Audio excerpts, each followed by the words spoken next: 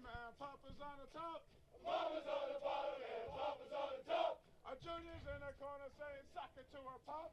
Our junior's in the corner saying, suck it to her, Pop. A PT. PT. Oh, yeah. Oh, yeah. A good for me. Good for me. A good for you. Good for you. Oh, yeah. Oh, yeah. A PT. PT. A PT. PT. Born in the backwoods. Born in the backwoods. Raised by a bear. Raised by a bear. Got cast iron nuts. Got cast iron nuts. And 2 coats of hair. And 2 coats of hair. Got a stainless steel dick. Got a stainless steel dick. Yeah, it's a mean prick. Yeah, mean prick. I'm a mean motherfucker. I'm a mean motherfucker. Who don't take no shit. I don't take no shit. Hello, this is the ODT Podcast, and today we have Cody with us. Who are you? What do you do? Name's Cody Connor. Currently, I am a grad student at CSU, Master's in Addiction Counseling program. I finished up my bachelor's at CSU this last May. And yeah, I lost where I was going. There was a trail. So what is the goal for what you're going for as far as school and stuff like what are you aiming towards, and what is the end goal for where you want to be, let's say, next 5 years? Might be kind of jumping ahead because it kind of requires a little bit of a backstory, but my ultimate goal is to chip away at the hard problem of consciousness. The fact that we have no idea what consciousness is floored me whenever I realized it, and we can get into how later, but I want to chip away at the hard problem of consciousness, and I believe one of the best ways to do that is research the intersection of addiction and psychedelics. Addiction and psychedelics are arguably two of the things that have the most profound effects on consciousness. Psychedelics within the perceptual, visual context, and then addiction within higher order thinking, delayed gratification, executive functioning, stuff like that. Addiction completely throws that off course. And then the way that these two things interact with one another, I think, is incredibly fascinating and is a great place to start chipping away at the hard problem of consciousness. And there's a psychedelic renaissance taking place. It's this huge wave, but as of now, I couldn't find a clear-cut path as to how to get into psychedelic research and to do this. A series of very fortunate events led to me being at CSU, and the gentleman that is the director of the Master's in Addiction Counseling program is also appointed to the state board for Prop 122 in Colorado, and he is doing all of the regulations, all of the laws for therapeutic use and research. And with his guidance, I kind of devised this plan to get a master's in addiction counseling, which would give me make me a licensed addiction counselor. And then I'm also kind of minoring and getting my LPC license. And so with the LAC and the LPC, I'll be able to do psychedelic facilitation once all of that comes to fruition. Right. And so the plan is he's also in the process. He's been trying to start up a PhD program at CSU in addiction science. Been working with it for a few years, and believes it's about ready to start. So that's kind of the end goal. But with being able to be a licensed facilitator, the plan is to step up, get this certification, get this license, and then actually practice in the field. Mm-hmm. And see the effects firsthand, and then come back, get the PhD in addiction science, and then basically research what I was practicing. Is that prop? What was it? Prop what? Prop 122. Is that the one that made it legal or decriminalized in Denver, or is that a different thing? No. So yes and no. Prop 122 is statewide, and it's the Natural Plant Medicine Bill, I believe is what it's called. And it didn't decriminalize. It's lost in translation a lot, but Colorado is actually, from my understanding, the first state to legalize and regulate the use of this. We have places like Oregon, and I'm blanking on the others, that have decriminalized. There's a huge difference between decriminalization and legalization. Yeah. And Colorado, with the plant medicine bill, is the first to legalize. It hasn't. You can't take something that's illegal, pass a bill, and then go, okay. Right. The regulation, the laws, the licensures, all of that is being drafted up right now and sent to like DORA, Department of Regulatory Agencies and all Yeah. that, because they have to figure out, how are we going to regulate this? How can we get tax money out Yes. of this? Yes. It's so that we can build more roads and get the potholes out. That's why it Tax and has nothing to regulation. do with more money. And COA. Everybody wants, especially with this, everybody wants to discharge liability. Liability is a huge concern within this space because of stigmas and stuff. Well, I mean, that was the biggest thing that turned me off to ever wanting to try acid or LSD or anything like that, because I mean, in my podcast before this, I talk about my family and sobriety and stuff like that, and my mom's been sober for a good while, 20-something years, and my new stepdad, he's been sober for almost 30, probably 100 years, who knows. That dude's old. But I'm kidding. They're both in sobriety, and all the stories I would ever hear from her is, yeah, no, I met this one guy who he had taken one like tab or whatever of acid, and he jumped headfirst into an empty pool and was paralyzed. Like, think of any horror story you would try and tell your kids. Thought he could fly, jumped off a building. Exactly. Yeah, he thought he could fly, man. It was nuts. He thought he could eat bullets. Like, stupid, dumb stuff you say to your kids to keep them from wanting to do something like that before they're adults and have, once they're 18, it's like, I did the best I can to keep you from doing dumb things. So, like, after that, it's on you. Yeah. But so that was a big thing that kept me from wanting to ever try acid. But like, my new thing now is I have been stuck on wanting to see how DMT, dimethyltryptamine, would affect me in any kind of way. Would it and I'm of a natural stance. If it's natural plants, stuff like that, like, I'm more inclined to want to try it to see what effect it would give. I don't know if you've ever heard of kratom. It's my go-to for pain, opposed to pharmaceutical. Like, I got bulging discs, my back, my whole body's killing me, like, nonstop. So anything that can keep, I don't want to feel high.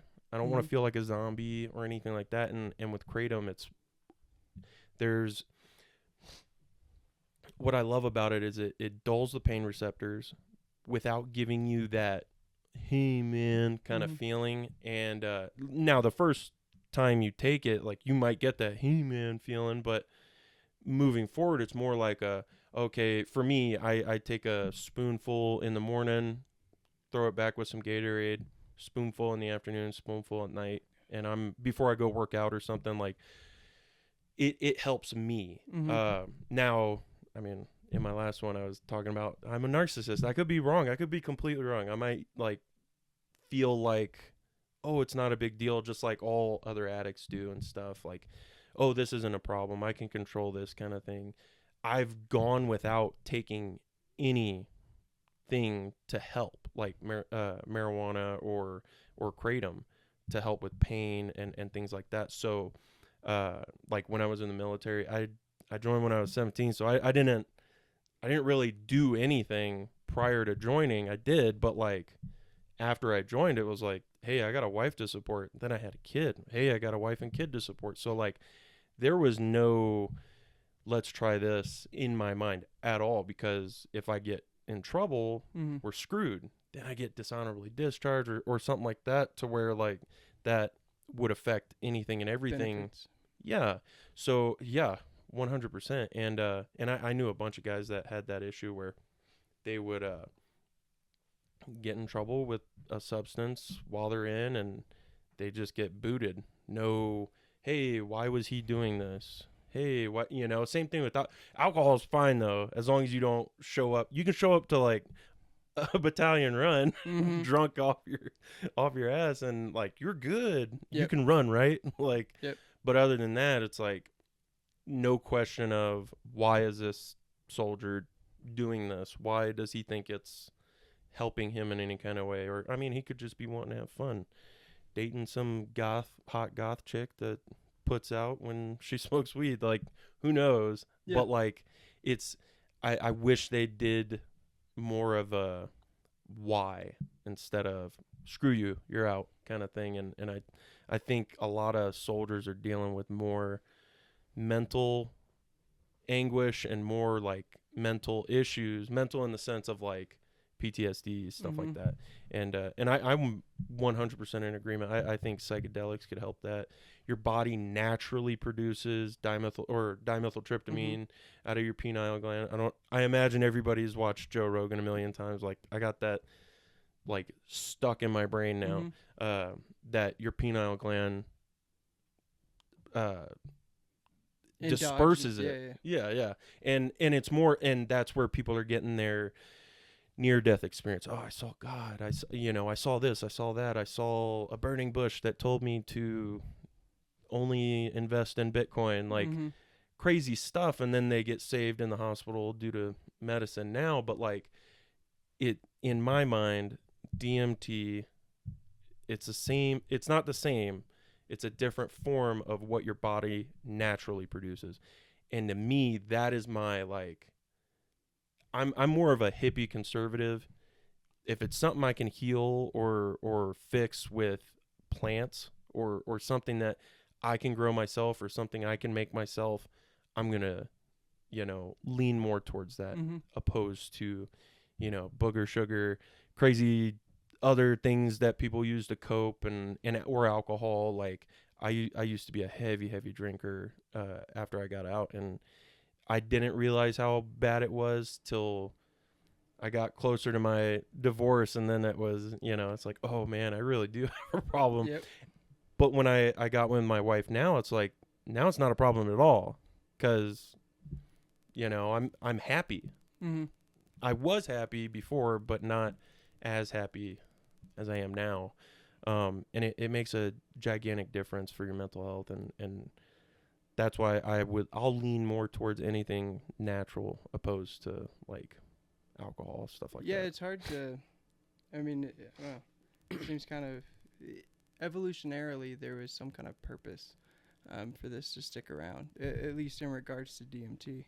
And it's interesting. It's in some absurd amount of life, at least in DMT, there's two different forms. There's the 5-MeO DMT, which comes from the bufo frog, toad venom, stuff like that's where that kind of nomenclature comes from. And then there's NN-DMT, and that is rampant throughout life forms all over the globe. I think that's really interesting. And then the fact that, I don't know, why is it there? Why does your body Why produce does your it kind of body thing? naturally produce it? I actually have a thought on that. What do you got? I was literally watching a gazelle get eaten alive, and like while it's looking, the whole 9 yards, like this Komodo dragon's like eating a baby out of its belly through its stomach and stuff, and like it's just sitting there, eyes glazed over, like just horrible to watch. But that's the animal kingdom. But in my mind, what made me think of that was, your body is naturally producing this chemical that is making you trip. Do I know while your body naturally produces that and you go into shock and you're tripping, if you'll notice if a Komodo dragon's eating you from the inside? I don't know, and I hope to never find out. But in my mind, I feel like that's why a lot of creatures, a lot of animals and stuff, humans have that naturally produced in their body in those horrible car crash. I saw Jesus, jumped off a building but still survived. Just your body goes, oh, you're dying. I better disperse this, along with other like tinfoil ideas. Like I think it's like a gateway to other dimension. As crazy as it sounds. It's fun. It's fun to talk about because we don't know.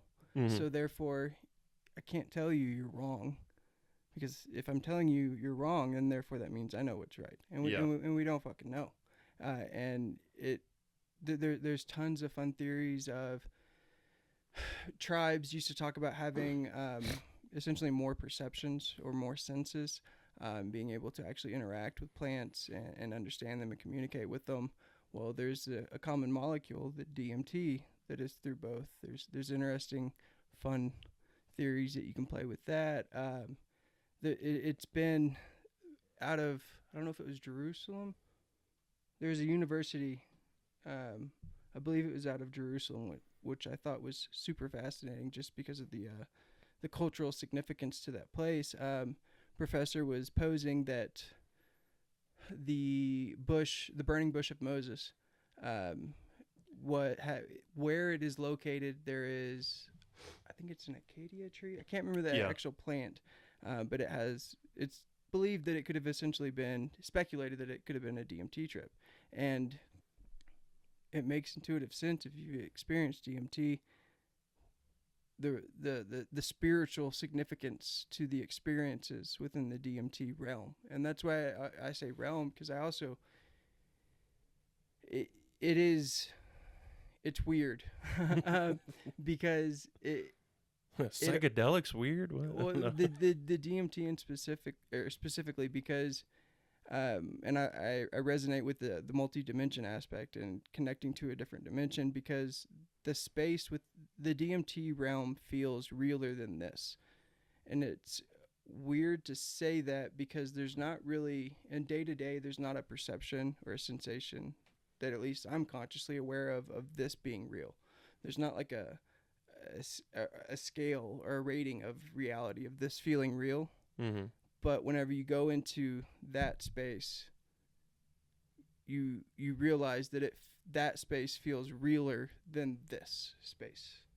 And Right. That's a very kind of counterintuitive and fun thing to play with, especially within the multi-dimension idea. Marvel's ruined any of that. It has. There was an analogy that was given to me because it's so hard to even try to conceptualize another dimension. But the way it was explained to me is like draw stick figures on a piece of paper, and that's Cody, and I can put it on this piece of paper, and there's a third dimension right here, but that Cody can't experience it, doesn't know it's there. And it's kind of that idea of we're just 2-dimension, 3-dimension, 4. Yeah. And so essentially put yourself on that piece of paper, but you're in this reality. And dude, I wouldn't be surprised if we're in the Matrix or something. Like as dumb as it sounds, like none of us know. And dude, that pisses me off more than anything in the world is when people talk to you like they know, like I spoke to him today. Yes. And, and it's like, no, you didn't. Because if that was true, like I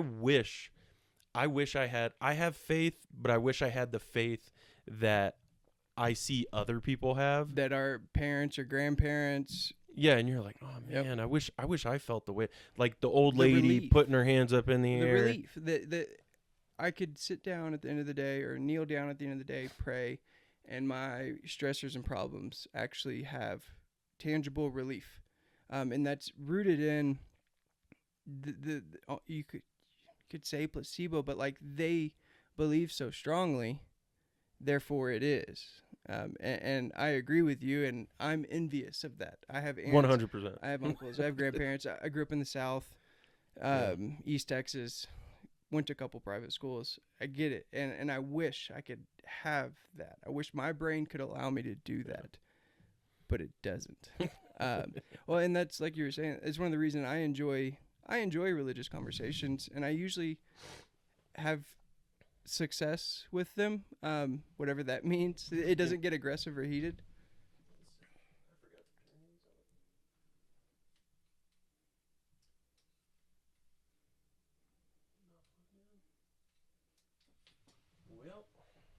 The We're lights. going without lights. I think we're doing pretty well.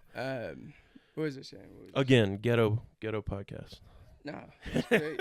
I have success with religious conversations, with whatever that means, because I kind of approach it like I was saying earlier of, I can't tell you you're wrong for what you believe in, because therefore that means I know what is right, and none of us know 100% what is objectively right in regards to religion. Yeah. And I've heard so much BS that it's hard for me not to look for BS, especially when I'm talking to people that act like they know what they're talking about, but they don't. Yeah. You know what I mean? Like I think that's the most infuriating thing. I always just plugs. Give me 1 second, dude. Now we're back. There. Now we're back. Sorry about that. I needed to make sure that the charger was working. All right, back to what we were talking about. Sorry. You're good. We're talking about me talking to people about religion and counting BS, being able to see it. Yeah, well, but I kind of have this flimsy idea of all religions. There's so many similarities and commonalities between the major religions. I saw this documentary, Zeitgeist, and it blew my mind, showing like the significant dates and all of the similarities. And then I kind of formulated this idea of religion being changed, the telephone game, now spread it over the globe, over generations. I kind of feel like all of the religions stem from one true, so to speak, religion. Mm-hmm. And so I like having the conversation with people because it kind of tweaks and changes my final idea. I guess I ultimately do believe that there was some kind of divine intervention at some point. I love science. I like to think I'm pretty analytical. Right. I respect evolution, but evolution still has a big problem that it can't explain, and it's arguably the biggest, of inorganic to organic. We can't explain that. You have the table of elements and how that went from inorganic material and turned into organic life form. We have the bacteria and all that stuff, but where was the first bacteria? Was it an alien stopping by and taking a shit? It was the Anunnakis. Anunnakis, yes, yeah. That's exactly what it was. Fun rabbit hole. That one. I love that you already. Oh yeah. Oh yeah. Oh. I can't think of the guy's name, but he was just on the Sean Ryan show, and I would love to. Oh, dude. Yeah, and that was a good one because this guy's so knowledgeable. Graham Hancock. No, not Graham Hancock. But I've seen him. It's a black dude. I can't think of his name, but he is a genius in the stuff that he remembers and can just rattle off. But what makes me think of all of that was, nobody knows. We don't know what has happened, and everyone says trust the science, but science doesn't even know what science. Like, it's a bunch of guys reading books that other guys wrote that were actually doing, tests and stuff like that, like that are actually doing science. But even then, there's a lot that they can't explain. Like, I think somebody was talking about this where they said when sperm meets egg, something happens where it's literally a flash of light, energy. Energy pulse and they can't explain it, and it's like, I want to be like, oh man, that's a Big Bang, man. That's God, like in a womb, like, and then it leads on to other political BS and stuff like that. But it makes me think of that, like, we don't know. None of us know. Another book that I was hearing about on Joe Rogan was, I think it's Tears of the Gods or Seeds of the Gods or something like that, where it's basically equivalent. It's putting the Bible is like a big analogy for mushrooms and how you know that's a fun that goes back to the so many rabbit holes. Yeah, the burning bush, and then all of the vessels that were used in religious ceremonies having trace amounts of psychedelics within them. That's a fun one. And within the Anunnaki and stuff, there's just so many things that we don't understand or don't know. Giants, that's one that Nephilim, is that what they're called? Yes. The red-headed Yes, giants. but like the fact that we have in museums, I believe Russia and a couple other places, we have skeleton bones of 10, 12-foot people, human hominoid skeletons, and it's like this idea of giants is like mythological, and Right. it's Genesis. It's or not Genesis. Sorry, David. Well, and Goliath. it has a lot to do with the Bible as Yes. well. Oh, yes. Where they talk about, I think they're called Nephilim, Yes. but angels Mhm. that came down. bred with humans and yes. Dude, it created, and I could be completely wrong, but I'm pretty sure in the older testaments it's talking about that's why God flooded earth, was because the angels kept sleeping with humans, creating like that's where you get all these what's the half horse centaurs or whatever, and like half ox, half man, like just weird crazy stuff like that. And that is, I could be wrong, but I'm pretty sure there's parts in the Bible that talk about stuff like that. And Noah and his family were like the least inbred with angels, you know, like, so. Well, it still blows my mind the fact that we have the evidence, the proof. Like we know that these aren't myths. Like we have the remains of giant human species. Right. I lived in Rockwall, Texas for a few years and lived in the area, moved around it for a very long time. And it wasn't until my mid-20s that I found out that the town Rockwall, Texas was named because there was a giant rock wall found with giant remains. And it's like it was literally my backyard, and it's not public. It's like, I don't understand why it's not talked about. Why?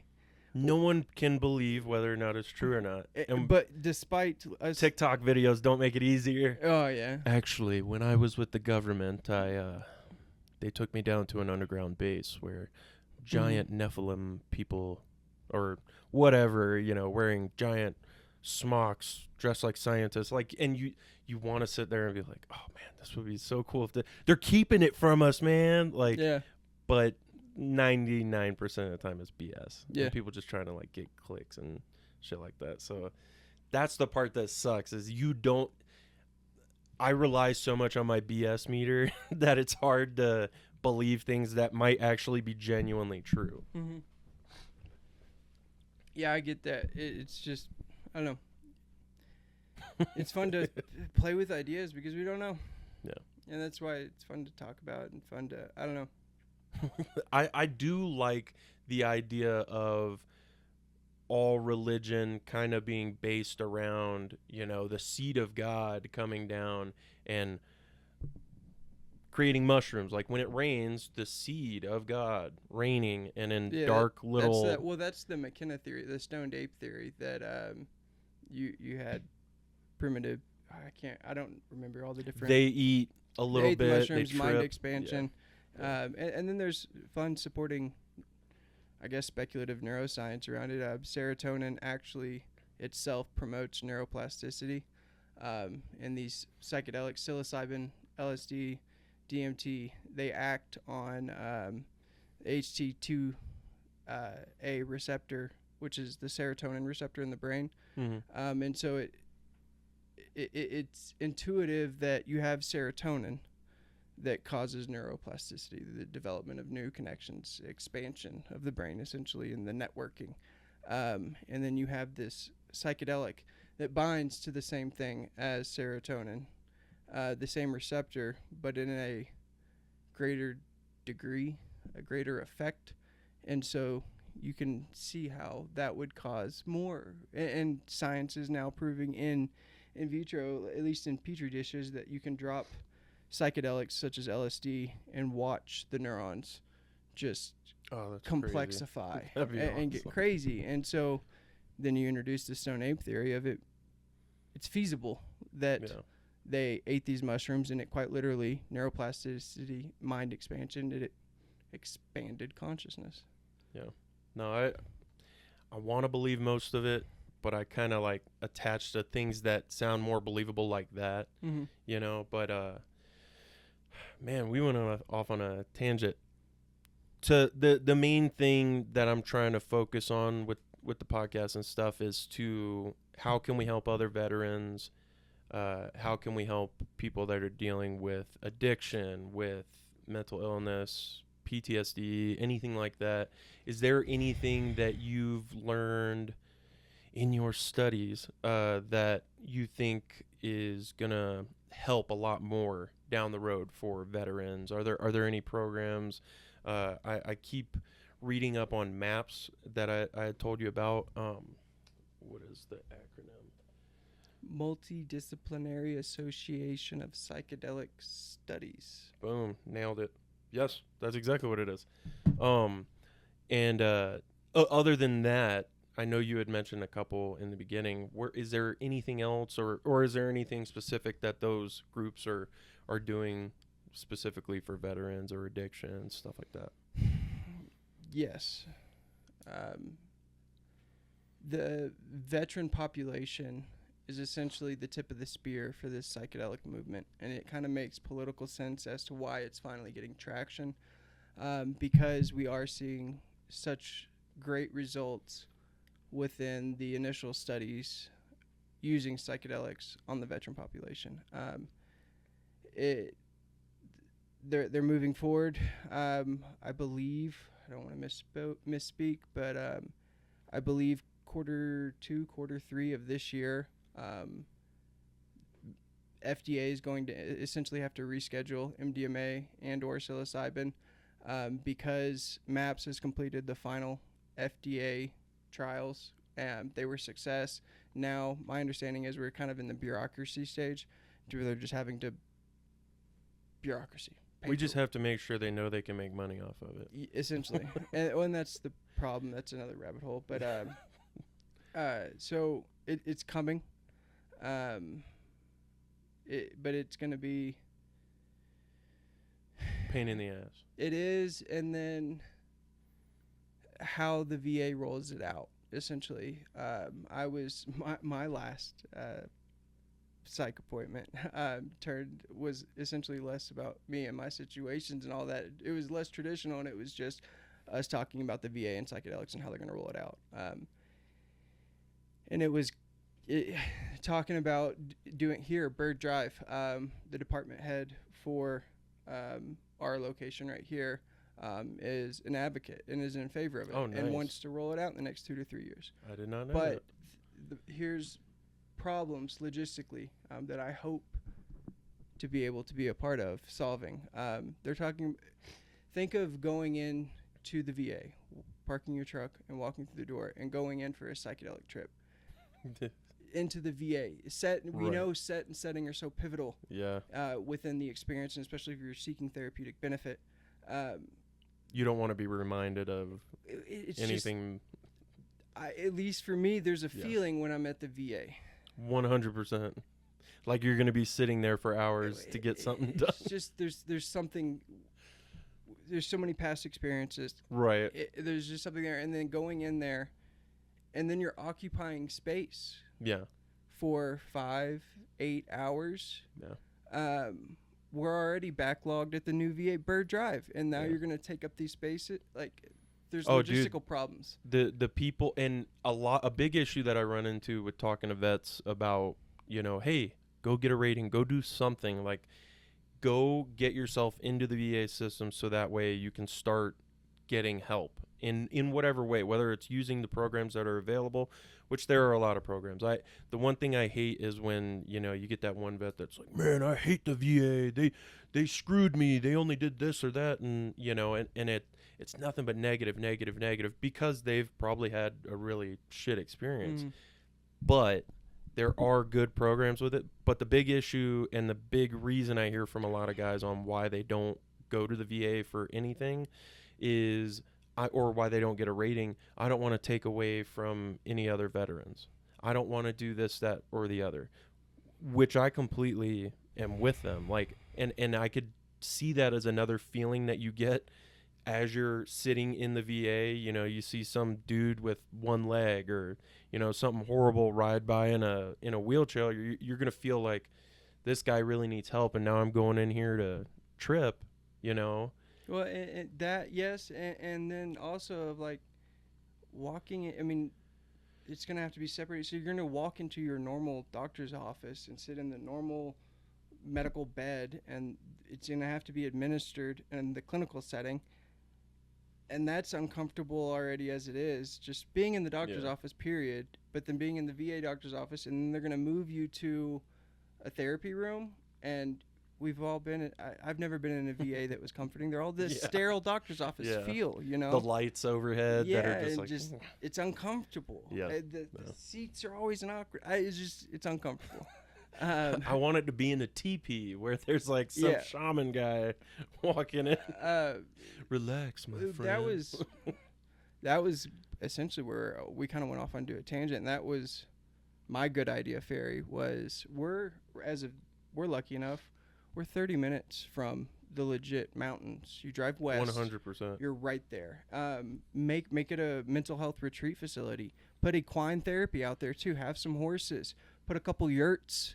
And we have in our back pocket the ideal perfect set and setting. Yeah. We just need to use it. And it's all speculation, but the benefits I think would I don't know, dwarf what could be done in the VA hospital, in the VA clinic. That's within the psychedelic space. You asked me about treatments. I do want to get out there some other treatments that are less known about, that I'm a big fan of and supporter of. There's one called for PTSD, TBI, TBI's PTSD, MERT. It's called MERT. And it's magnetic resonant treatment therapy, and it's essentially TMS. Do you know what TMS is? No. Transcranial magnetic stimulation, and it's where you see people with the machine, and and they're sending impulses into the brain, and they can shut off some parts of the brain or activate some parts of the brain. That's what TMS usually is used for, right? And I don't want to get off into tangents of how that's working. That's not relevant. No. Anything, any kind of program that you think might be beneficial. What the MERT is essentially doing is what they see with TBI and PTSD is you have brain frequencies, right? So it's usually broken up into 4 frequencies, and one's like deep sleep, light sleep, active stimuli, stuff like that, right? And what they see within TBI and PTSD is your static state is off, your static frequencies. And so like they'll run an EEG and see where all the frequencies are, and they come in with this external stimulation, the TMS device basically, and they are trying to resynchronize your brain with the frequencies it should be in. So we have the front of our brain that is for executive functioning, higher order thinking, stuff like that. Well, if in your normal day-to-day activity, the front of your brain is in a deep sleep frequency, it's not activating or working like it should be, that has side effects, symptoms. A lot of the PTSD, TBI symptoms. And so what they're doing is they're, over a long period of time, it's multiple sessions, they're resynchronizing the frequencies within your brain. And I like it. I've done it. It was extremely beneficial for me because it makes intuitive sense. It makes sense to at least brains like mine, to where here's the problem. This part of my brain is not working like it should be.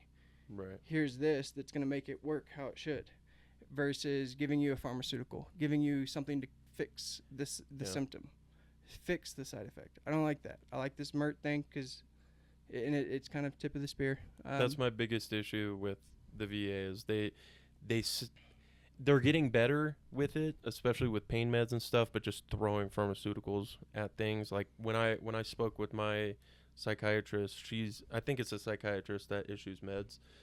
Or a PA. Yeah, she's like, oh, well, let's try this. Let's try this. And some of them were SSRIs. Mm-hmm. And I'm just like, I know how I feel on this stuff, and I do not like it, and it makes things worse for me. And I've found that edibles, for me, have helped me. I feel a lot more relaxed. It helps me go to sleep. Mm-hmm. And it helps me just kind of slow down and relax. I kind of get the same feeling with mushrooms, but it's kind of like mushrooms for me is more like everything seems a little bit brighter, Mm-hmm. and you have that body high, but at the same time it's I don't even know how to explain it. Like, the feeling you get when you take too much of something, Mm-hmm. and that has definitely happened with that. But and I've actually mixed both of them before, which probably was a stupid idea, but it was amazing in that moment because I was able to really relax. And I think that's the big thing with psychedelics is it makes you relax. Because if you don't relax, you're going to have a bad day. Like, that's why almost every video I've ever seen or every person I've watched take a psychedelic, it's like, hey, relax. Like, you hear that more than anything, because if you don't just release yourself, you're just gonna be tensed up the entire time, and Mm-hmm. it's gonna make everything horrible for you. So like my biggest bugaboo is them trying to just throw pharmaceuticals at the problem, like, oh well, let's try this, and all of these things that you're trying could possibly make it worse. For some people it might make it better, but I feel like if the VA focused more on healthier alternatives instead of just trying to put pharmaceutical chemicals in your body, that how many times have he was on SSRIs, what are the side effects? You might self-delete, like, and I'll bleep that out, but like it gets, you hear that all the time. Oh, was the guy that went into that mall with a gun, was he on any depressants? Was he on any antidepressants or whatever? Like, pharmaceutical chemicals have way more of an effect on our bodies than I think we know. And we think, oh well, I'm just trying to, every pharmacist or every psychiatrist I've spoken to, which isn't that many thankfully, it's like they're trying to adjust your hormones and stuff like that in your body to try and get it at like a flat line so that they can build it up from there, which makes sense. But like you can see how that, look at all the chemicals that they're shoving down people's throats now. Mm-hmm. Like, whether it's hormone chemicals or psychiatric chemicals, like, it's Well, with the hormones, that was actually one of my other treatment options, and it's kind of like testosterone. yes and no, yes and more. So with, again, back to TBI, you have your pineal gland, which you mentioned with DMT. Pineal gland is kind of like the regulator of the hormones. It decides levels and everything else, right? It's your hormones command and control, and it kind of sits at the top of your brainstem. And so whenever you have TBIs, it's kind of a pivot point. And so there's this theory that there is a lot of dysregulation within your hormone system whenever you have a TBI. And a lot of the side effects, mental health, stuff like that we try and treat are a result of the hormone imbalance. And so Mark Gordon? Yeah, Dr. Mark Gordon and Andrew Barr, Green Bray, I believe, they are a big proponent within this kind of HRT, but not just your testosterone. He's looking at everything. He's getting a full blood work lab panel done on you, and he's not trying to get you back per se to these generalized national standard levels. He's trying to bring it back to your levels, because we have these wide ranges for like testosterone. It's like, do you fall within this big range of age group 25 to 45, 35. Yeah. There's so much variability within that. And what he does is he then adjusts your hormones, your vitamin D, vitamin K, all your vitamins. And they have a lot of success in getting people off of medications by literally just naturally adjusting and redoing basically their hormone profile.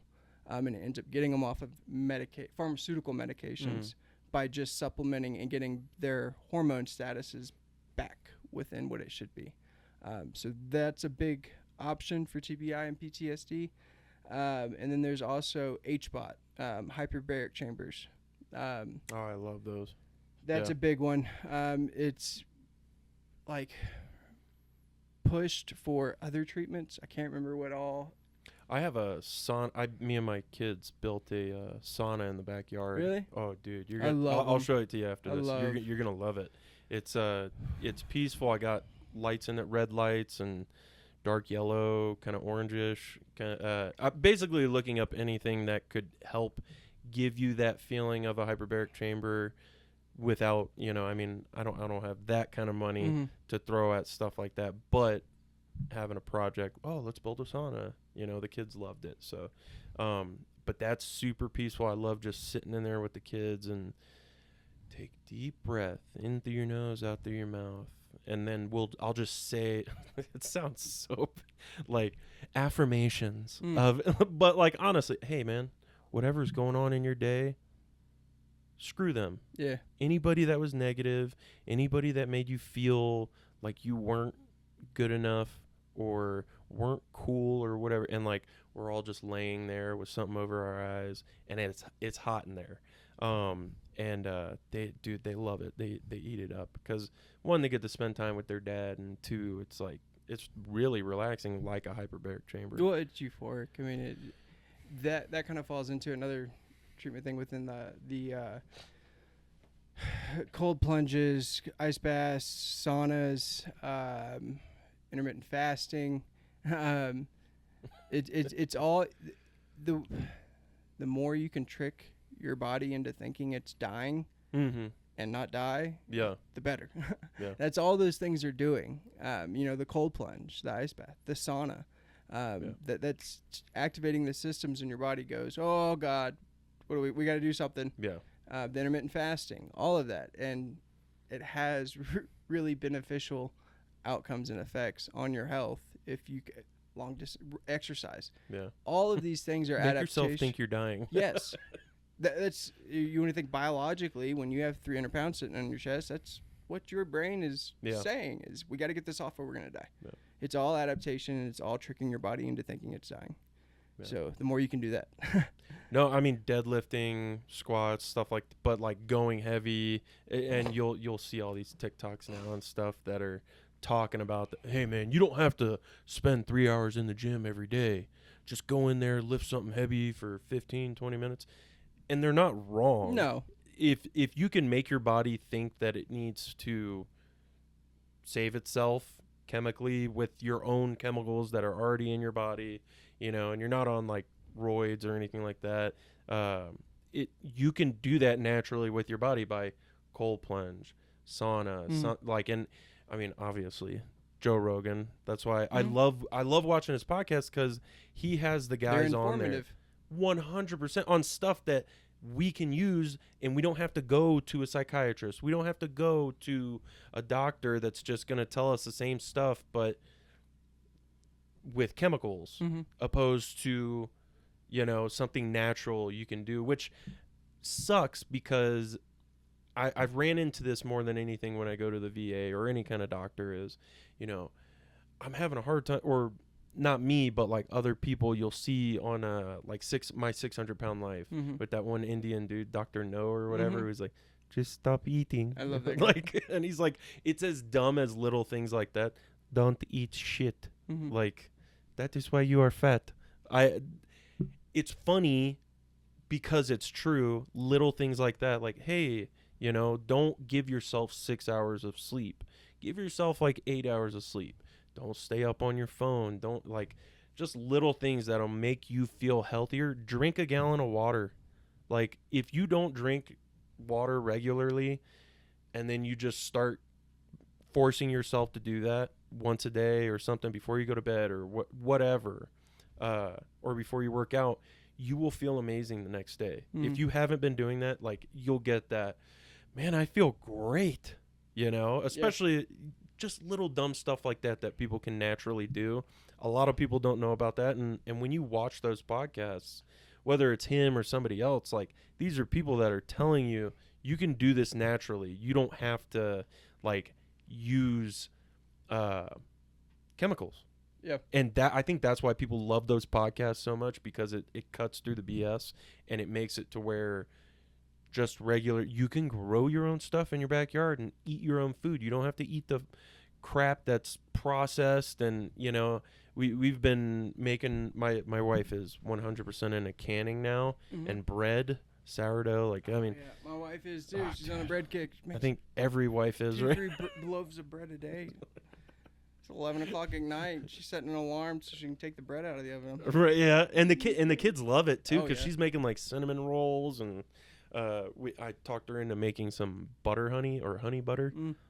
I'm excited to try that. But like, that's what I love about those podcasts, is because, well, and you don't feel like he's trying to sell you something. Exactly. I mean, there are ads and stuff, and but it's clear cut when they're selling you something, and when he's just like, I like this, I do this, Exactly. I'm interested in this. And you know when to fast forward when it pops out. Yeah. So no, that's been my biggest thing, is wanting to make sure that I know there's programs out there, but a lot of people don't know about them. There's retreats. There's just anything and everything you can think of for people now. They just don't know about it, even within the VA.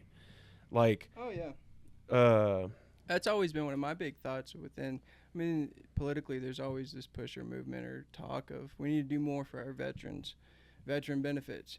There are so many veteran benefits. There is so much done for us. Yeah. I think the big thing is just barrier to access and the knowing, and it's usually just word of mouth, finding out from this guy, this gray area. There's so many resources and benefits for us. It's more of just like access. You have to do it. You got to dig, and then you got to put in the work, and you got to deal with the bureaucracy. And the sitting on hold, and, it sucks, but in the end, it's going to be worth it. DV plates. A lot of people don't even think, like, just, that shit drives me nuts. Another thing I wanted to talk about was specifically, like, programs for, have you heard of anything to help inmates or people that, not just inmates, but like veterans specifically dealing with the justice system because of health issues like PTSD that causes outbursts that, a lot of people I know, when I was in diving school, like there was this one dude who would just snap, and he was in like the first, I think it was Enduring Freedom or in Iraq. He was there first in the Marines, and this dude would snap at anybody if you were too close. Which I get. I'm more of, if I smell certain things, like if I smell porta potties, or like I've hyperventilated before where I was on an oil Derek, oil rig. Yeah, basically, but it was the ones out here in Colorado where it has those huge walls surrounding, and it's got those generator lights. And I was sitting in my car at the access point, and in my rear view mirror, you can see those generator lights, which, if anybody that's deployed, they're all over. And there's smells that you smell, there's porta potties, like the whole 9 yards. Afghanistan smells like shit. Like, I don't care what anybody says. Like, it smells horrible. But having those smells, looking in my rear view mirror and seeing those generator lights with the wall right behind it that looks like those barriers. Compound wall, yeah. Oh, dude. Like, I started freaking out because it had only been like a year or two after I had gotten back, and I hyperventilated the whole 9 yards, and like took a minute. I had dude, it was bad. But like a lot of other people that I've met are a different kind of PTSD feeling. Like they will straight up snap on people and punch someone, or anything you can think of to get out of that situation. You know, they feel like, oh, if I just punch this person and get away, then I'm good. But most of the time that leads to getting put in jail or, you know, things like that. And I have heard a couple people talk about programs that they're trying to give to inmates as a whole. But I really like the idea of talking to people that are incarcerated that are veterans specifically to see if, why is this person here? Is he just a piece of shit? Or, you know, or is something that the military did to them what caused them to have this reaction that has placed them in there? Like, not to take away the, what's the word I'm looking for? Accountability. Like, you don't want to take away the accountability. You messed up. But why did you mess up? How can we fix this? How can we make it better so that when you get out, like, people feeling like they're rewiring everything up there after having a DMT trip or mushrooms or whatever, rewiring things up there, coming out cleaner in your mind of, I don't need alcohol. I don't need this, you know, like that kind of feeling. And how can we get that for not just tangent? Yeah. I don't have, it made me think of something I wanted to say, but I don't know of any resources for specifically veterans in the justice system. But within the psychedelic space, it's kind of, this is all just my theory, grounded in nothing other than my anecdotal experience and what I've seen. You have your conscious and you have your subconscious, and all of your unaddressed memories, traumas, they reside in your subconscious. And when they fester and they go unaddressed, it's usually a one-way street from the subconscious to the conscious, and those festering ailments and traumas show themselves as addiction, anxiety, depression. And there's a troll on this bridge from the subconscious to the conscious, and on that bridge is a troll called your ego, and that's what keeps the conscious from going in there and addressing all of this. Well, what psychedelics do is they put that troll to sleep and allow the conscious to go into the subconscious and actually address or see or deal with what is there, what is festering. It's kind of a strong statement, but that's why I don't necessarily believe in bad trips. I believe in difficult trips that were needed. Yeah. You've been running from this thing, hiding from this thing, avoiding this thing. You've been masking it and coping with it, with these addictions and with these behaviors. Whenever you're presented with that unaddressed ailment or trauma in a psychedelic space, whenever you don't have conscious control, that can be very terrifying. Yeah. But that's where the therapeutic payload is. And that's why I think this psychedelic facilitation, having mental health care providers in the space with you to help you. I mean, these are psychological experts, supposedly, with licensing and stuff and education. And they can help you change your relationship with that trauma. And that's where I believe the therapeutic payload is you're not deleting and you're not just covering up the symptoms. You're changing your relationship with that trauma. What's festering. Yeah. And that can be very uncomfortable. I mean, you hear all the time within DMT specifically that a lot of the therapeutic context comes from stories talking about, I died. Yeah. I experienced my death. And I know exactly, like ego death. That's what it was. Ego death is a part of it, and that's what I believe allows you to go into the space and change the relationship or change the experience with these traumas. But actual physical death is what some people experience within their trip. And that's terrifying. Every human. Dude. Well, I made the mistake of watching Dawn of the Dead after taking some mushrooms, and I was squirming in the on the couch, and my wife's like, what's wrong with you? And I'm like, I can feel it all. Like, cause it was 100% easier for me to put myself in the position of the guy getting eaten by zombies. Yes. Like, could you imagine? And it's easier to have that can you imagine feeling when you're taking psychedelics or something. But man, that's a scary part of taking any kind of psychedelic. We always talk about two pivotal components of a psychedelic experience: set and setting. But there's three. It's set, setting, and dose. And we understand dose in regards to pharmaceuticals and even alcohol. There is a big difference between me having a drink or two with you and having the social lubrication and the enjoyment and the slight euphoria, and me having a 30-pack. That's Right. dose. Yeah. And it changes the experience, right? It changes the effects. yeah. The same thing applies within psychedelics. I mean, dose, what are your intentions? What are you trying to do? And then set and setting, Yeah. those three things have to be accounted for.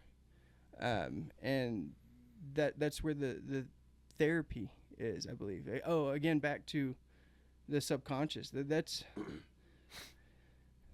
what fascinates me. That's what drives me. I've almost come to the conclusion, I think I have come to the conclusion that I think we're more subconscious beings than conscious beings, and that we just kind of operate under this facade or fabrication, hallucination that we're conscious. That's why I think psychedelics are so powerful, is because it allows you to access those subconscious thoughts, ideas, feelings, motivations. Well, that's all we are. We're literally just a brain connected to appendages. Like everything else is working to keep our brain going. Because if we lose our brain, but everything else is working, There's a funny statement that we're a water balloon. is our body's job just to carry our brain around. Seriously. Well, but then there's interesting interconnectedness within the body, and I think essentially it almost might be like the human experience, consciousness, or it's the brain and body. The two are, I don't know. But it's all your brain. If I chopped your leg off right now, a lot of guys and girls have issues where they have phantom pains. Mm-hmm. There's nothing to be in pain there. Like, it's gone. Your leg is gone. Your arm is gone. But you still have phantom pains because your brain. Mm-hmm. Like that. And that's what makes me love we're giant mechanoids or whatever. Like, we are literally just carrying our brains around. And we decide how healthy the machinery is that's carrying our brain around and how we treat that brain. But yeah, no, I love the troll analogy over there, but immediately my brain went, you got to pay the troll toll to get, like, that's right when you said that, I was like, is he going for a bit? Like, but it's true. A lot of the hardest thing for people is being able to self-reflect and look at their own ego, and that's why I did my first episode, me just talking shit about myself. Like, yeah, I suck. I do a lot of sucky things. I've done even worse things. My goal now is to not be what I was 3 years ago, 10 years ago, a year ago, that's my goal. And with that, I agree. There's no such thing as a bad trip unless you have somebody like standing next to you while you're tripping going, like, then you can have a bad trip. But other than that, it's just you facing yourself, which is terrifying for a lot of people, especially if you are a real narcissist that is just, it's not my fault. I haven't done anything. It's everybody else's fault. Without the armor of your ego. So I love the thought of psychedelics in that sense, where you can help yourself, and a lot of people can help themselves. It's the world around us that's making it harder to do that, especially in America with the laws now. Like, I'm trying to think of the name of it, but it was the CIA or the FBI that were literally dosing Johns with LSD or something like that out. MK Ultra. Yes, out in San Francisco or California or whatever, and they were having prostitutes dose them and watching them on a 2-sided mirror, and like some of these girls ended up getting deleted, you know, and they're like, oh, let's sweep this under the rug. The whole Manson stuff. You know, and so I can only imagine why we only know 5% of what is actually going on in the world. In America by itself, we know probably even less than that.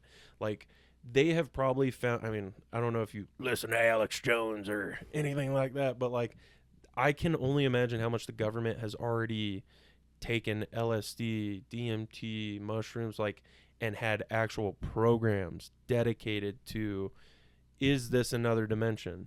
Can we talk to other people? Can't, you know, is this what God is? Is that, you know, and I feel like they have those answers and they don't want regular people to know that.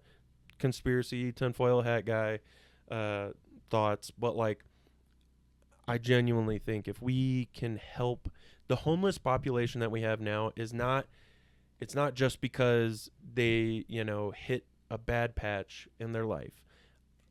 90% of it's drugs, mental health. 90% of it. And we could fix a lot of that by being mean. With a lot of people that deal with any kind of addiction, anything like that, we can sit here. A lot of the people I've known in my life, you hear this a million times in AA and stuff like that. You have to want to get sober. You have to want to stop. You have to hit your rock bottom. Rock bottom for a lot of people now is a lot lower than it was 20 years ago. I mean, there's people that have no problem sitting in their own crap in a tent as long as they're high. So like, me personally, I think we could solve homelessness today. If you made me president and I could press a button to stop homelessness, I would do it. I would, huh? Or what do you got? All right. My thoughts, we take a large area in like Nebraska or somewhere super flat where like you feel like you can't escape. And a lot of people from Nebraska probably already feel that way. But you build a giant compound with the amount of money that we blow on homelessness, drug addiction, stuff like that. War on drugs. Yeah, the war on drugs. It's not doing anything. You are helping people work for nonprofits while they make a salary. Like, it's obnoxious the amount of money these guys are getting to do nothing. Oh, here's some clean needles. We don't want you getting, you know, a disease or anything while you're ruining your life more. What I would propose, build a giant compound, something big enough to house all the homeless population in America, which everybody thinks is going to be a lot harder than it is, but you could probably fit the entire world's population in the state of Texas. Like, as dumb as that sounds, I'm pretty sure somebody's done that calculation. But I would build a gigantic compound, something with psychiatrists, doctors, ears, nose and throats. Like, take all the money that we have been pouring into this stuff and put it all into that.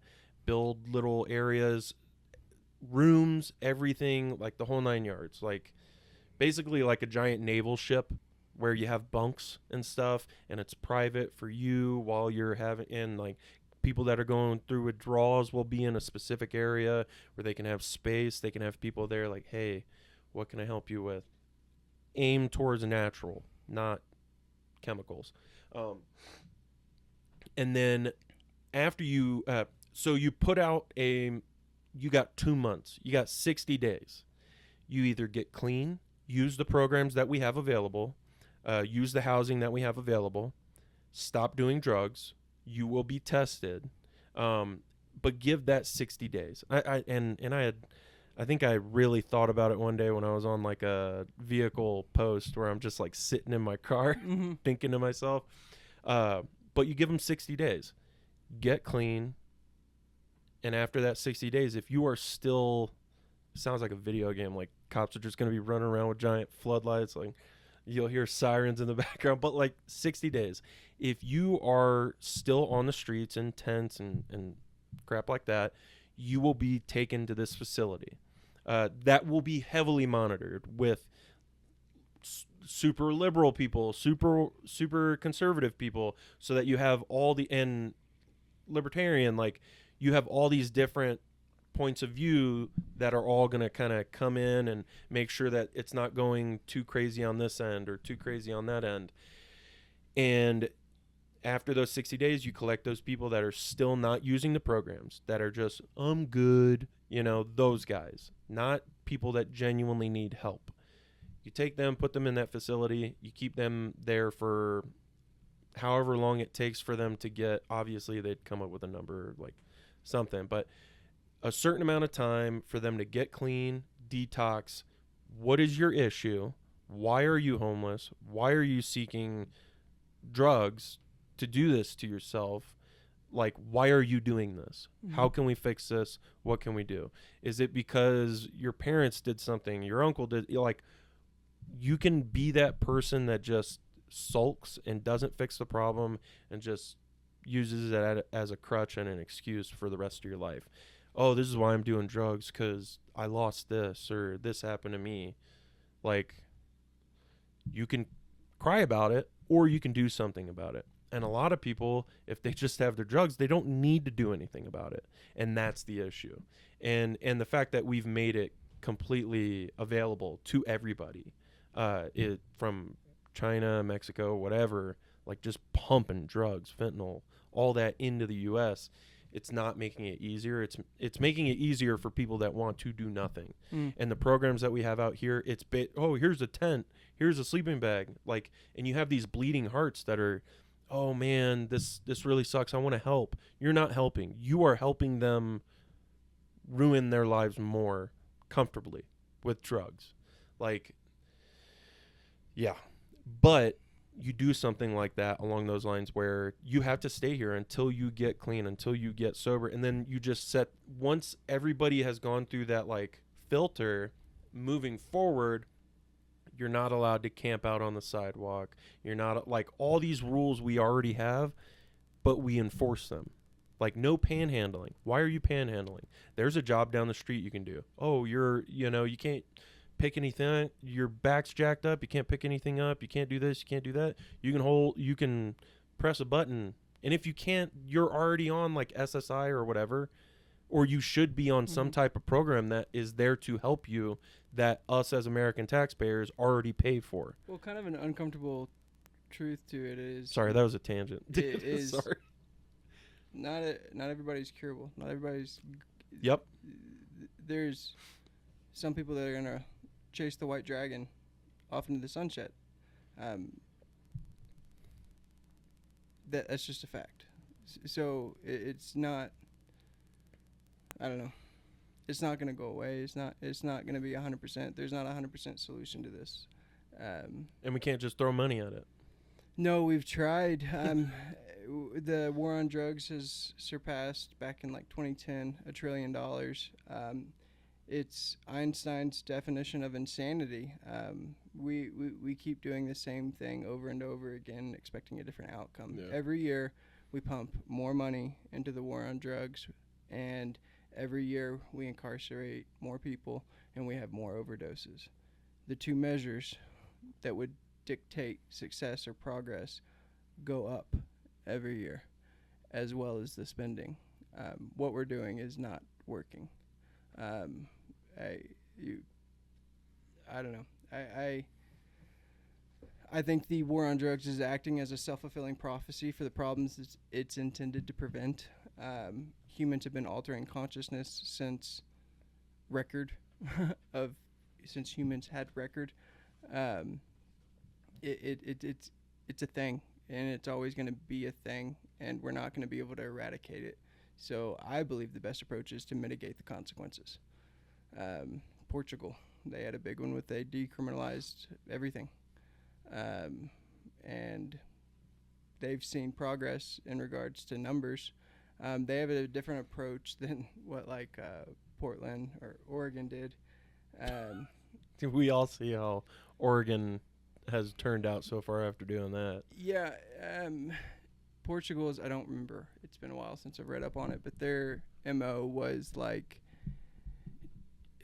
if you can either be, quote, like arrested or detained and taken in or not. And it's more often than not that you're not going to be. But if you are brought in, you don't go in front of a judge. You go in front of like a social worker, a psychiatrist, and like a parole officer. And they basically like ask you, what have you been doing? What do you need? Do you need any help? And it's like a treatment approach versus a punitive approach. Right. And they are having success in some of their numbers that would dictate like they were the epicenter of HIV and AIDS for a while. And their numbers have drastically like plummeted. I believe it was from numbers with like a comma in it to numbers you can count on one hand for transmissions of AIDS within a year. And like that was absurd. That's awesome. What we're doing, it's so illogical. Yeah. It doesn't make sense to me, but it's a radical idea, and we're having to quite literally wait off for generational ideologies from the 60s and 70s to die. Yeah. We're easing that way. You can see it kind of coming. Like I was saying, 99% certain that this year FDA is going to approve and authorize therapeutic use of psilocybin and MDMA, which is going to force the rescheduling from the DEA. I think they have like 90 days to do so. And psilocybin and MDMA are going to be rescheduled. And it'll be the first time that the scheduling has been touched since the 70s, except for adding things. Right. And they were trying to add kratom to that. Yes. Till a stupid amount of people came out and were like, no. Yeah, I mean, sorry. Go ahead and finish. Sorry. It's going to be beautiful because when that happens, then it also changes the research capabilities. There's so many, like with like CSU is a land grant university. There's federal funding, therefore you can't do any research on federally illegal things. You can't have illegal things on campus. Yeah. And they've had some workarounds with like a mobile cannabis van to go do research on THC, so it's not on campus. But there's still all of these bureaucracy. Yes. And they do the same. They do the exact same thing with steroids, with testosterone, and wanting to do those studies. Like, well, we don't know the long-term effects. Well, we're not going to know the long-term effects. Whether just using that as an example, a really good documentary I watched, Bigger, Faster, Stronger. Mm-hmm. I love that. It's one, it gives you that nostalgia. I am a real like he caught me once he did that. I was done. But it gives you, watching that documentary specifically, it's talking about how everything is a facade. Arnold was on gear. Stallone was on gear. Everybody you saw in the 90s was on gear. But they're making it illegal. Why are they making it illegal? And then you'll hear people make, well, it could kill, it could do this, it could do that. And it's like, just like with anything else, if you take this, all at the same time, the chances of you dying are a lot higher. And I mean, and that goes with psychedelics, that goes with marijuana. If you take marijuana and fentanyl, the chances of you dying increase. Yeah. What are you going to blame? Marijuana or fentanyl? Well, he died, so now we gotta make this illegal. And they do the same thing with steroids. They do the same thing with psychedelics, and their reasoning is always garbage. And it keeps people that are genuine. I want to help whatever, veterans, etc. I can't do that because this is now illegal, and it makes it to where we can't do studies. And if we don't have studies, then when we go to court and try and get it decriminalized or made legal, it's the only time that's ever happened is with alcohol, where they put a ban on it, and then were like, oh shit, We messed up. we messed up, you know, and it just made things a million times worse. And I think I agree with you with once they change that for psychedelics, whether it's mushrooms, DMT, whatever, I think the amount of mental health issues, as long as it's pushed out there more to their like recovery centers, and because that's another big issue with people going through recovery, especially with Alcoholics Anonymous, Narcotics Anonymous, like any of the anonymouses, you have a problem with alcohol, so don't do anything else. Mm-hmm. And I know you think you can handle it, but which a lot of people can't. A lot of people just have an addictive personality, and whether it's booger sugar, weed, or whatever, like. But it's always entertained me. You know Bill Wilson, No. founder of AA, one of the founders, Oh. creator. Oh, the one that wrote the book. Yes. Oh, okay. Okay. He got sober off of LSD, and he tried having it put in, and They were like, no. But if you go down that rabbit hole, Yeah. that's the founder essentially of Yeah. 12-step AA, That tries to jump in like, no, guys, I did it. And he's like, shut the fuck up. and that was the higher power. The Yeah. connect. Yeah. Look at it through that lens now, Yeah. and it'll make some more sense. Well, and me, I know I have an addictive personality to an extent. If I get my mind on something, I cannot stop thinking about it. Babe, we should get a sauna. I now have a sauna. Like, we should get a cold plunge. I now have a cold plunge. Like, once I get something in my head, it's over with. My wife hates it, but loves it at the same time. I hope. But I 100% can see why booger sugar is a hard. I have had that issue where I don't need it, but man, I need it. Like, this made me feel amazing. I want to keep feeling amazing. And it not to the extent that bills weren't paid, not to the extent that like a working alcoholic, Mm-hmm. you know, he's working, he's doing everything he's supposed to, but he's drunk 24/7. Like, that's not healthy. That's not good. Mm. And you can do that with anything, whether it's alcohol, booger sugar, whatever. Like, you can do that with anything. But when you shut down any conversation for, well, this helped me with my alcoholism, this helped me with my addiction to opioids or whatever, when you shut that conversation down, it ruins it for a lot of people that it could have helped. And that's the biggest issue I have with AA, anything like that, is everybody's different. Everybody has their own thing. Mm-hmm. For me, I can go my entire military career. I didn't do anything. I had already tried booger sugar, and I had those little BJ drinks. You remember the like Zimas, kind of like fruity little cocktails. Oh, yeah. But like, I had drinking alcohol then before I joined, and done other stuff before I joined, and I had no problem stopping once I joined, because I can see if I do this, I'll get in trouble, which will ruin it for me and my family. Mm-hmm. A lot of people can't do that. A lot of people don't have that control for themselves. And that, I know I'm ranting, but like that's the biggest issue I see with Alcoholics Anonymous, is them not being able to get out of their own way and see what might help for other people. And like, how many people have you talked to that are old that, oh, my back hurts, or this hurts, or I have a hard time, I get nauseated because of this or that, and it's like, oh, have you ever thought about edibles, or have you ever thought about this, that, and the other, and immediately shot down, not just in the AA community, but just in general. A lot of people aren't thinking of things in that frame of mind.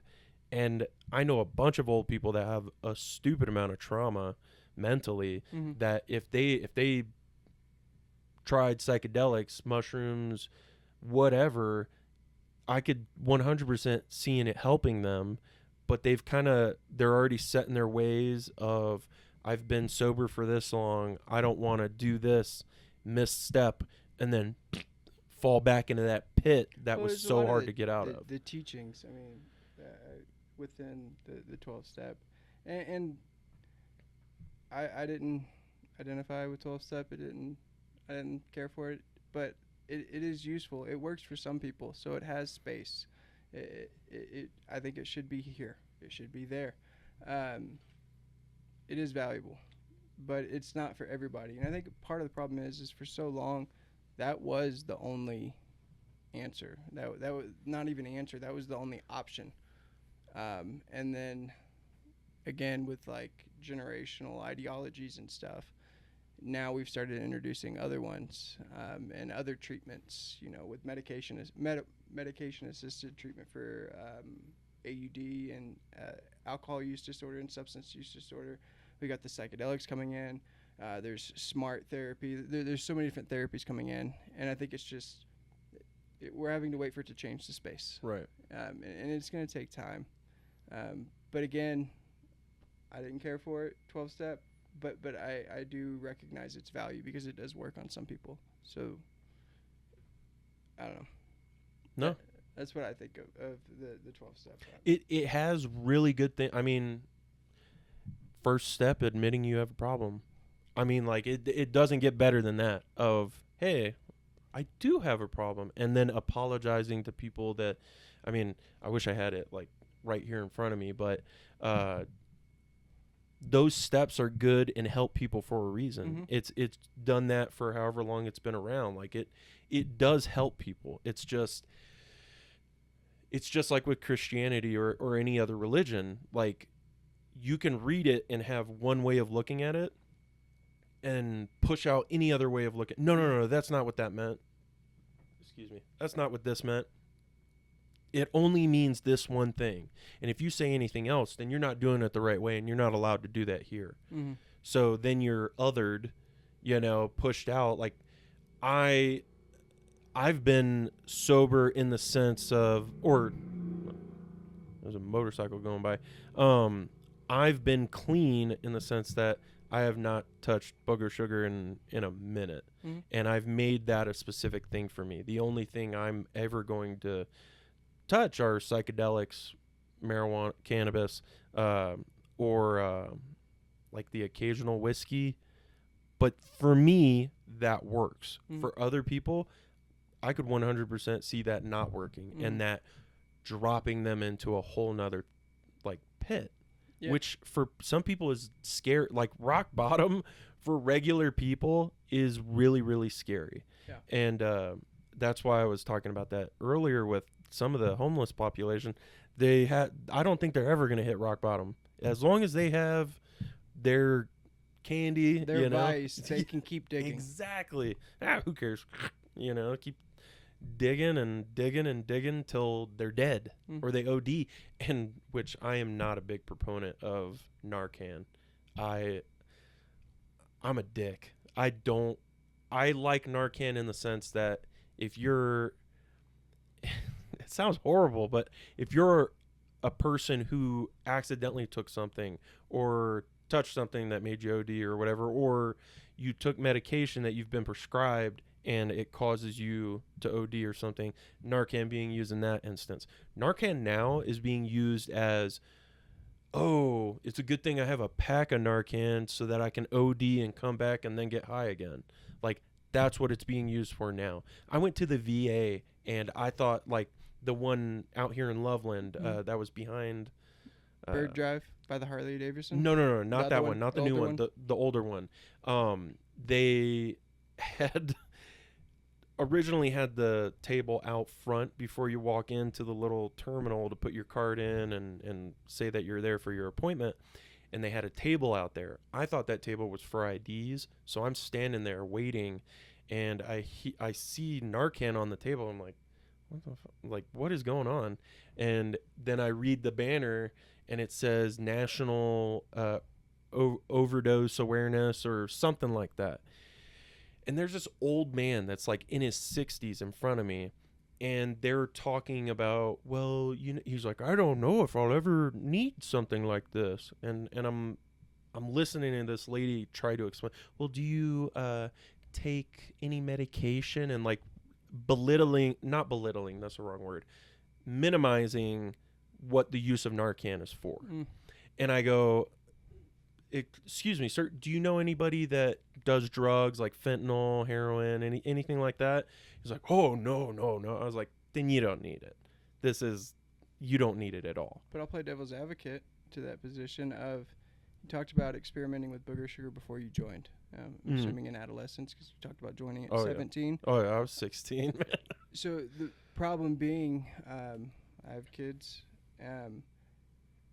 How we were, our drug education growing up, the dare, just say no, this is your brain on drugs. And we're like, that's bullshit. And we still experimented, right? Curiosity. Now, problem being, almost there's a potential that any drug that you're trying, from marijuana, booger sugar, to whatever, anything can be laced with it. And so without Narcan, there's no curiosity, there's no experimentation that we both did. I did, at least, before becoming an adult and stuff. And that's what terrifies me, of having to essentially be like my parents were with drug education. I'm not, but it gives the idea, it makes it more tangible and more like, I understand doing that now because of the concern with fentanyl, because it's in everything. And that is what terrifies me. It's not the drugs themselves.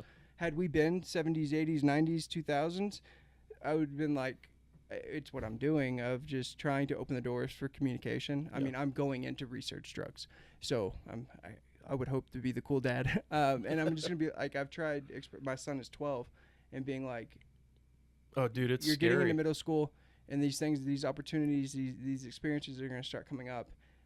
All I want is just communication. Call me, ask me if you have any questions, if you have any concerns, if you start to feel uncomfortable, if something starts to happen, bad reaction, call me. Yeah. I'm not going to pretend like you're not going to do it, and I'm not going to tell you not to do it just because that didn't work for me or anybody I know. But then back to the original point of, that's one of the values I see within Narcan, of child experimentation. That's fair. And I agree in that sense. That, and people that are prescribed something and they just accidentally take the wrong one in their little medicine canister or whatever. Like, I get that, and I would agree with that. My issue is the people that I've administered Narcan before.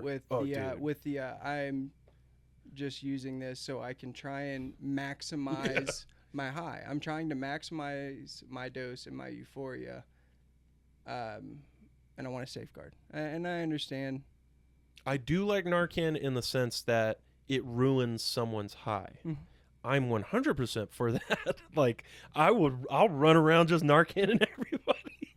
Like, if I know it's just going to ruin their high. Like, it's supposed to immediately send them into Narcan for withdrawal. you, boom, boom. You know, that's my discontent for it. I don't like that. And that's what pissed me off so much. And I ended up apologizing to the nurses or I would whatever. say that the people that are using it, like you're saying, though, is probably one of the smallest percentages of people that use it for just to keep going, to try and maximize the high, to try and test. I would think that would be a smaller population. Oh, dude, go through Pennsylvania, up in the city, like, dude, it's disgusting. Some of the people that, like, LA, dude, any of these major cities where they have completely decriminalized being a turd, like, there are people dude, you have to have you ever heard of Fleckus? Oh, dude, it's the best. It's the #1 podcast of all time. It is, dude, I love it. And I'm gonna snip this, but I'm gonna send it to them. But they have a Urban Decay that they show every week, every Friday. Me and my wife love watching it because it basically shows you all the crazy stuff that's going on politically, all the turds that are out there right now, all the people that have no problem being horrible to other people, whether it's drugs, whether it's just being turds. And it showed like the last one had this guy literally sitting on a trash can taking a dump, looking at people and just turning away and keep pooping, and then another one, this guy's standing up against the wall dropping a log, uses his hand to wipe and then wipes it on a lock, going to a store that store owner now has to open. It's that those are there's way more. I think the percentage of what you're thinking is a lot higher. I think there's way more turds out there that are specifically using Narcan as a how high can I get, how long can I keep that high and continue it without dying, how much can I take, because and the reason I think it's so much higher is because there's a lot of people that they will keep going, take a larger amount, OD, get Narcan, and then get arrested or something, be clean for a week or two, then go back out there, try and take that same amount, they'll OD again. And it's a cycle that just continues and continues because they give free needles, needle exchange. They'll give you money for needles. Like it makes it a lot worse out there on the streets because you are incentivizing people to continue to use. And it's making it easier for drug addicts to collect needles, bring it to their dealer. Their dealer will exchange that, get cash for the needles, and since they brought them needles, they'll just give them... Again, the devil's advocate would be, do you think... So you said incentivizing them to use, but we've never been able to deter drug use. And so do you think...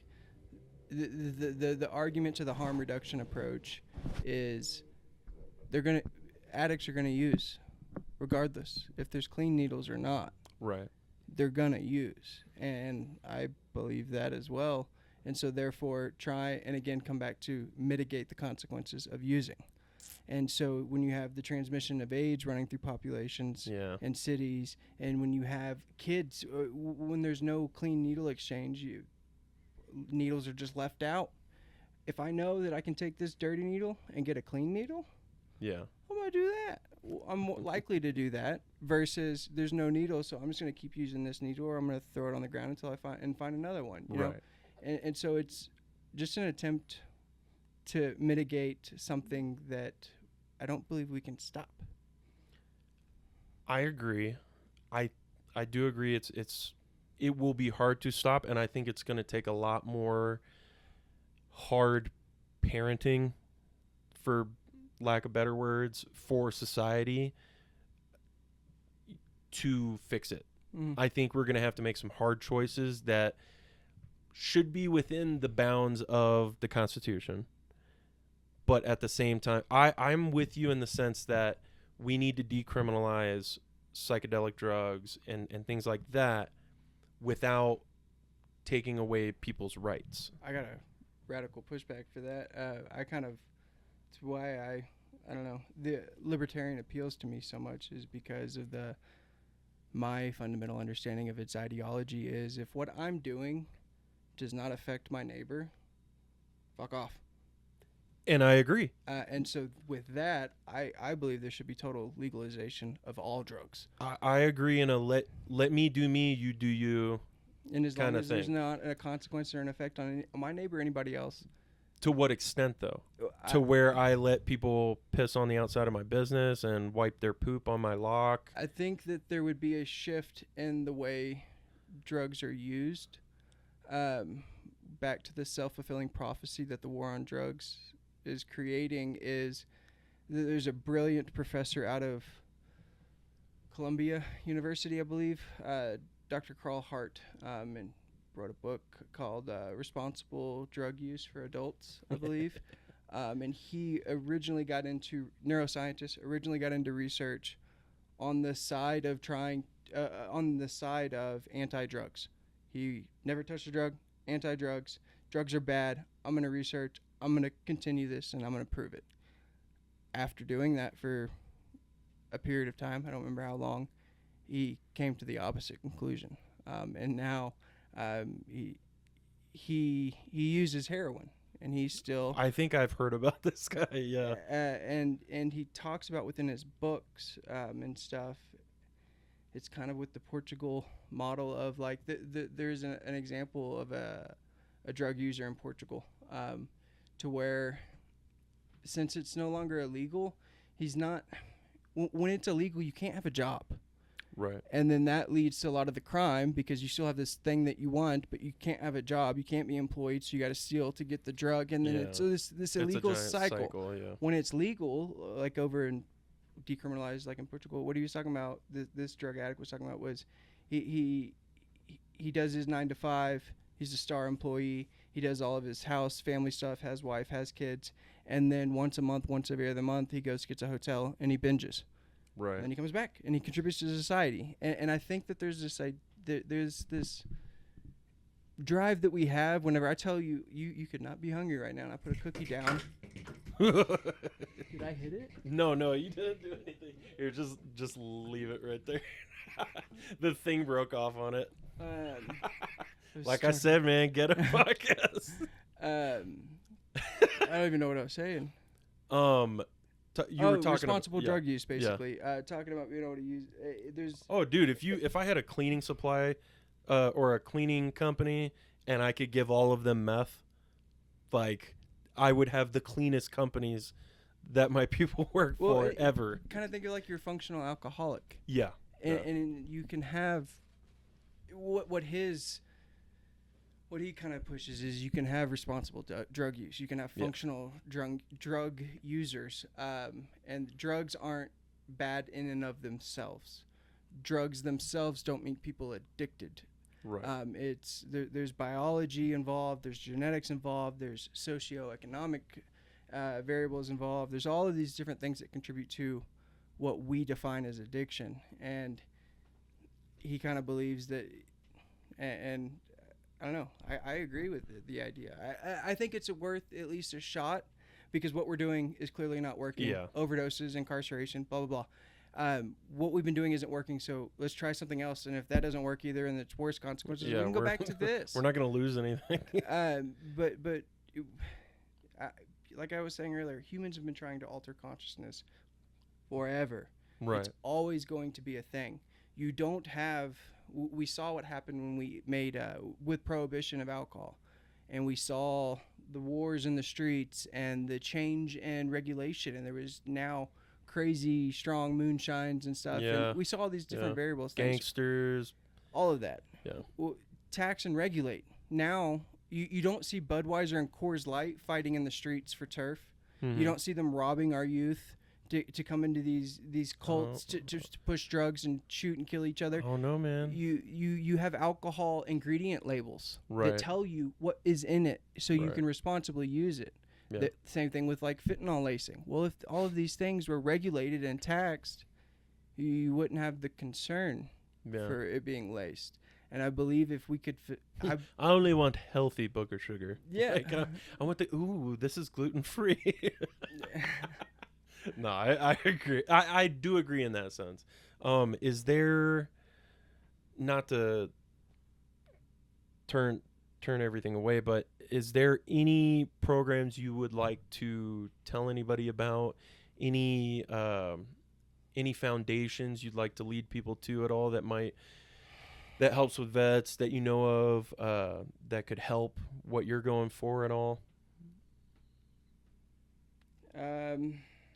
There's, I don't know how much to say. There is one. I'm doing data entry for SOC-F, Special Operations Care Foundation. They're currently conducting. Pull a little closer.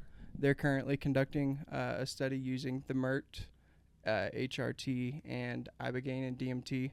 It's called the Trifecta study. They've had tons of success within these 3 treatments. And now they're trying to see if the order of the treatment matters. It's a great organization. If anything, we'll put it at the end of this podcast.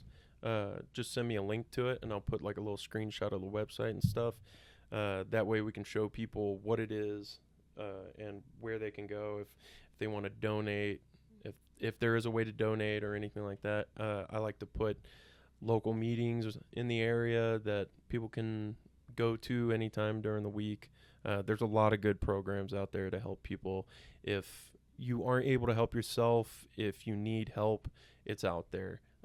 And there's great people that are out there that want to help. But I think, dude, we've been going for almost 2 hours. So Wow. I love it. Flew by. I'm really glad you were able to come out. Yeah, me too, and man. I'm definitely down to do this again. Yeah, for sure. I'll sit and Sweet. talk. I like it. Perfect, man. Thanks. Yeah.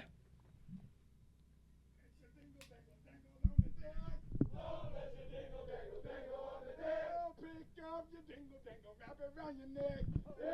Dingle dangle, wrap it around your neck. Well, I got a dingle dangle 10 feet long. I got a dingle dangle 10 feet long. And this is my dingle dangle song.